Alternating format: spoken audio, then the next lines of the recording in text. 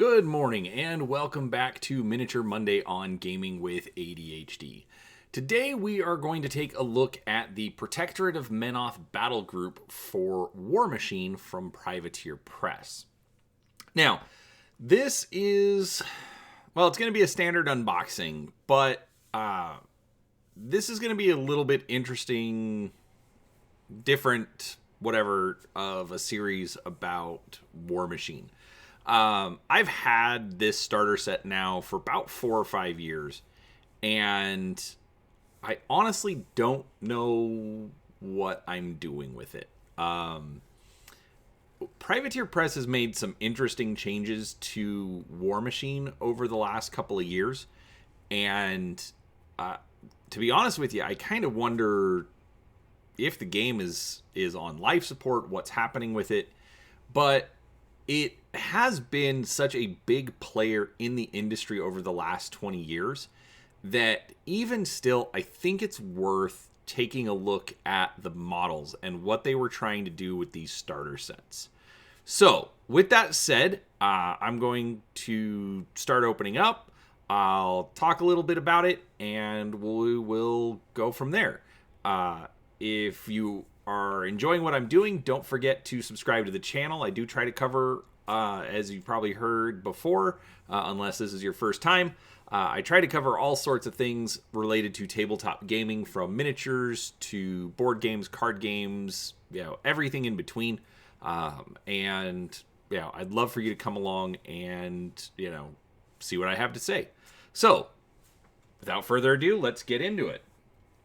All right, so right off the bat, one thing that I think is kind of interesting is they changed up this starter set. I got Warmachine back when it came out originally back in 2003.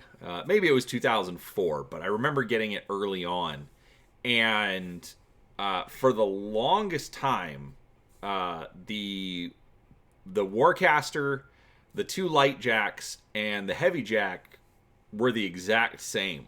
But when they went to these new plastic miniatures, it looks like they changed it up, because this is a brand new Warcaster. According to the back, it's Malekis, and then you still get the Repenter and Revenger light jacks, so those are still the same. But then you get the Castigator heavy warjack. So still the same basic set. A Warcaster, 2 light jacks, and 1 heavy jack. But at least they're mixing it up with a new Warcaster and a new heavy jack. So let's open this up. All right. First thing, as I throw it out of focus, obviously we're going to start with the Rules Digest. Now this is, I believe, Mark III. Should be Mark III.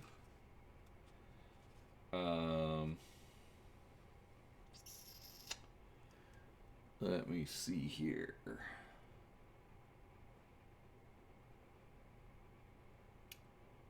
December 2015. So yeah, that's going to be, that's Mark III.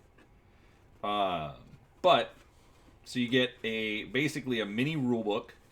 I believe this is the full rules, just small. So some people like those. That way it's a little easier to take with you to tournaments, but they've got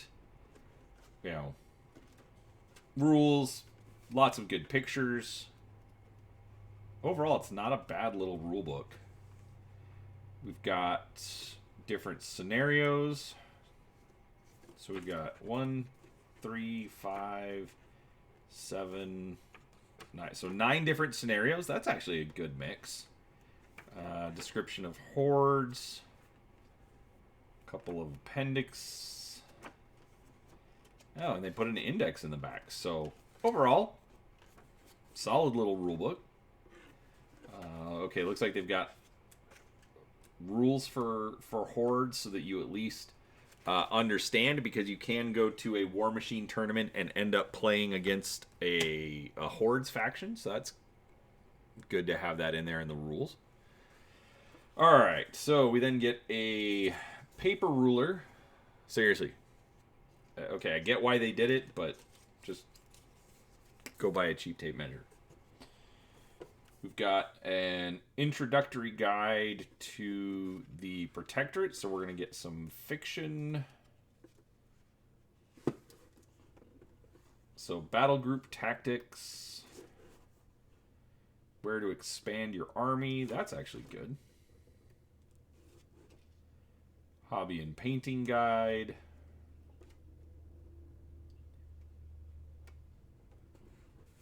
I know people like the P3 paints, but I have tried them, and I never did like them very much. So, sorry if that disappoints you. All right, we get a play mat.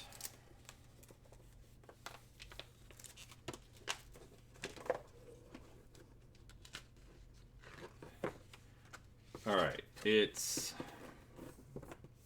laminated, or at least it feels laminated. It's got like a nice heavy-duty coating. You could probably dry erase on it if you needed to. It's got start points for different units. So I did an unboxing of the Signar set last year, and I think this is actually going to be pretty identical. Overall, the map is good. I like the quality on it. All right, this is good.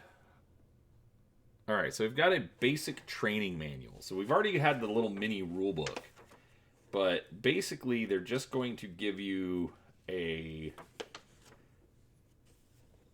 set of missions to just, ease you into the rules. So how to move, how to deal with terrain, ranged combat, cover, melee combat, and charging. Obviously, charging is kind of a big deal when you've got big stompy robots. Spending focus and boosting, so basically using your Warcaster to make your Warjacks better. More detail on the Warjacks, and how to cast spells. So, wow, that is... I'd forgotten this. Like I said, I unboxed the Signar set about a year ago, so I'm actually curious if this is if the basic training is the same. Stop it. I'm wondering if the basic training is the same, or if it is, unique based on the factions. All right, so here's the rest. We've got generic 6-sided dice. Would have been nice. I know they do faction, or at least they should have done faction dice. I realize these are cheap, but it would have been nice. Also kind of encouraging to get existing players to pick this up. If they'd included some faction dice, I would have thought that would have been good. All right, we've got cards.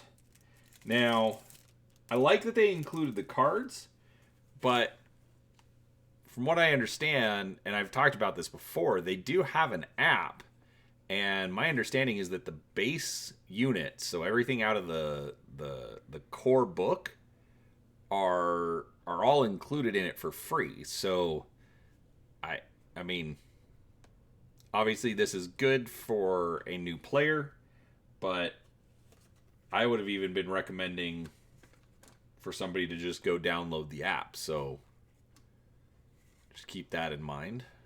So we've got a little obstacle card.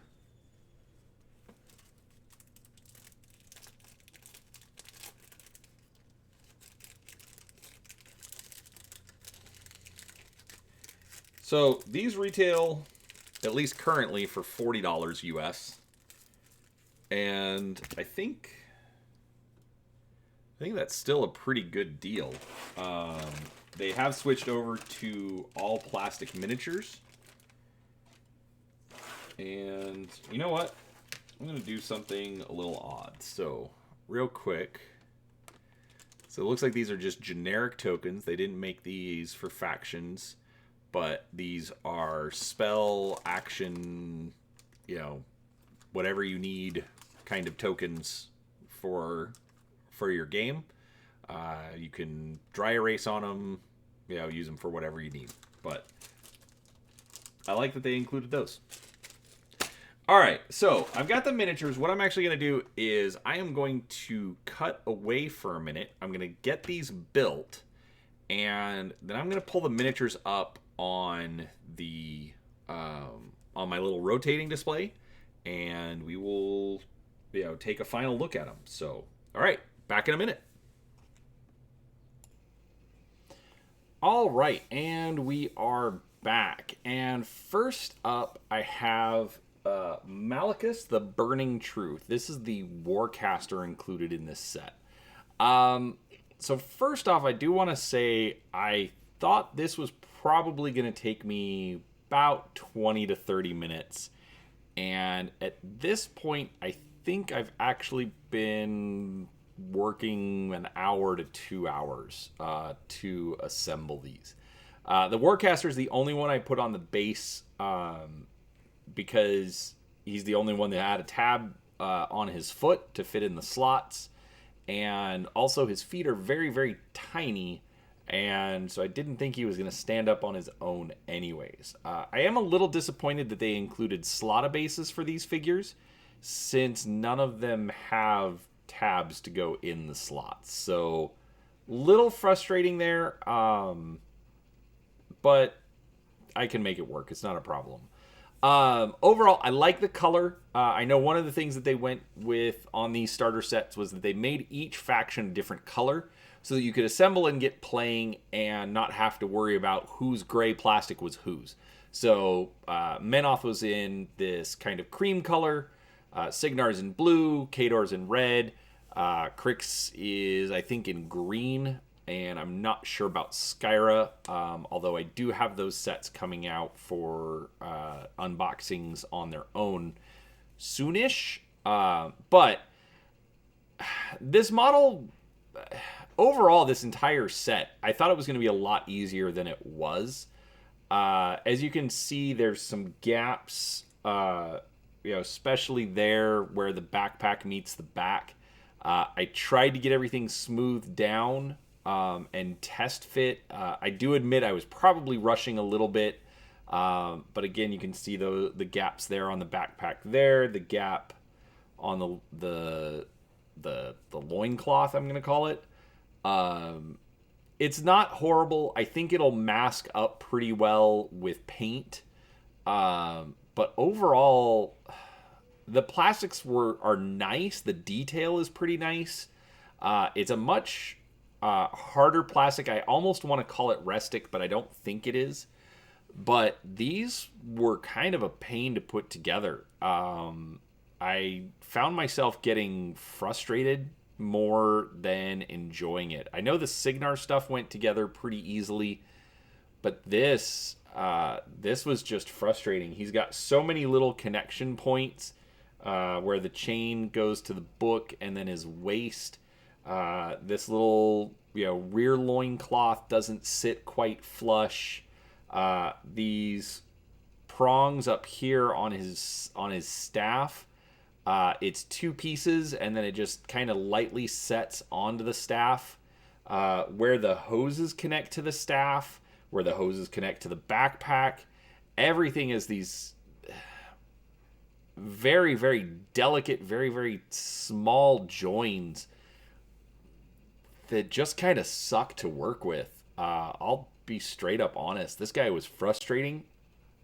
Like I said, now that I've got him together, I think he'll paint up okay.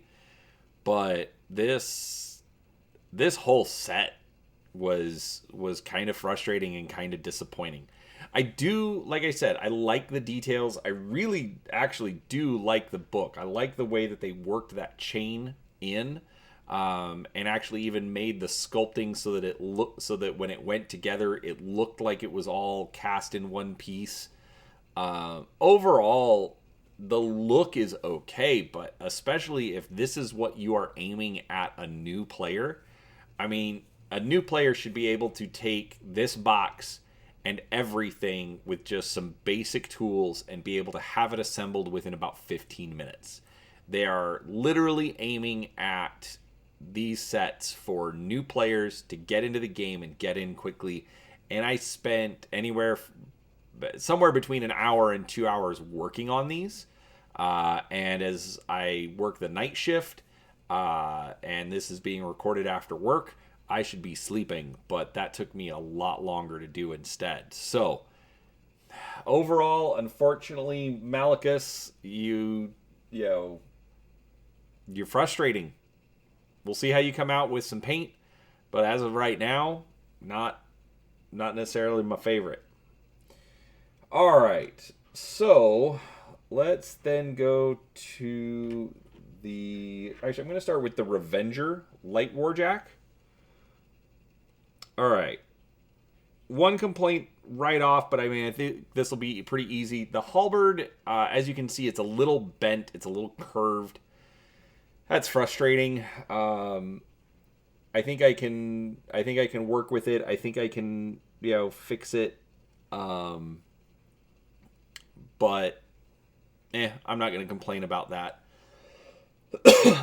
This guy actually went together pretty well. There were a couple issues where the glue wasn't setting up very quick. I use a relatively quick drying super glue, and they just weren't holding. I ended up, for all of these, actually getting out the accelerant to get the glue to take faster. Yeah, this was just frustrating. There are some gaps there. You can see where the body meets the legs. Where the arms meet the ball joints. The ball joints are actually one thing I do like about Warmachine. The fact that they take posability into consideration in the build. Unfortunately, it does make it a little frustrating. Again, needing the accelerant to get those arms to stay connected to the ball joints. But accelerant also makes the glue more brittle, so we'll see how well they hold up. Overall, again, I like the look. It's a Repenter. Revenger. Sorry, Repenter's the other one. It's a Revenger, and I probably already have 2 or 3 of these guys somewhere, but I will have to look for them. Maybe I'll do a comparison of the plastic versus metal. But overall, this guy wasn't too big a problem. Once I figured out that I needed the accelerant, he went okay. All right, next one is the Repenter. Now, this guy was a little more difficult because the flamer arm and the flail are very, very tiny connection points. Again, making sure that they sat right. Overall, it's not bad. It's basically the same thing as the Revenger. It's the same chassis, just a few different options for the arms, and then it doesn't have the arc node on the smokestack, so that's missing. But overall, it's basically the same model, so it went together pretty easily. He looks good. I actually think he looks better than the metal one, but again, I'll have to find my metal one wherever it is. So that is the Repenter. And then the final one is the Heavy Jack for this set. And this one was saved for last because I wanted to just throw it against the wall. Where these hoses come in and connect, I couldn't figure it out. The picture on the box doesn't show it. As you can see, there's some big gaps where I ended up connecting them. I think that's the right spot, but I'm not sure.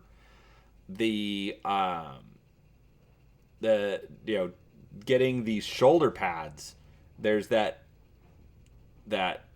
piston right there. They don't want to sit flush on their mount point, but then also get around that. So that was super frustrating. the attachment points for the hoses, for the arms are super tiny, especially with how much plastic. I realize it's just plastic, but it is still a lot of plastic, and I'm wondering how durable these joins are going to be. Overall, I mean, I think he looks good, but I almost wonder if I wouldn't rather have the old metal one. I mean, honestly, I love the look of the Protectorate. I think all of the robes, the fact that they look like a priestly class, I think it really sets them apart. But man, this, like, I've never been so frustrated trying to assemble a model before. So this was really frustrating. I mean, if you're getting into Warmachine and you want to play Protectorate, I mean, honestly, get your set and plan on working on it for a couple of days, especially if you're new to the hobby. Take your time, go slower than I did, and get some help. This guy, I mean, the frustrating part is I could not find the model on the Privateer Press website, so I couldn't get any images from them about how I was supposed to assemble it. I couldn't find any images in a Google search. I was probably just doing it wrong. But regardless, I didn't find any images of this guy outside of the standard just, package image. And it was just really frustrating to try and build this. Overall, I mean, for now, I've only reviewed one other set, and that was Signar. But honestly, I'd say play Signar over Menoth. Just because of the assembly. I remember the Signar set went together way easier than this set. And, overall, just really frustrating in that regard. So, sorry for a very disappointing overview of the Protectorate of Menoth Battlegroup, but that's what it is. So, I mean, on a down note, do subscribe to the channel. I am going to be putting out more content as time goes on. I try to get at least a few videos a week. I do still have 3 other battle groups from Privateer Press to do the unboxing and builds for. I will, I'm going to work them in as, other topics need to get moved around. So, make sure you're subscribed so you don't miss them when they come out if you're interested. But regardless, I appreciate your time today. Thank you for watching, and we'll talk to you next time.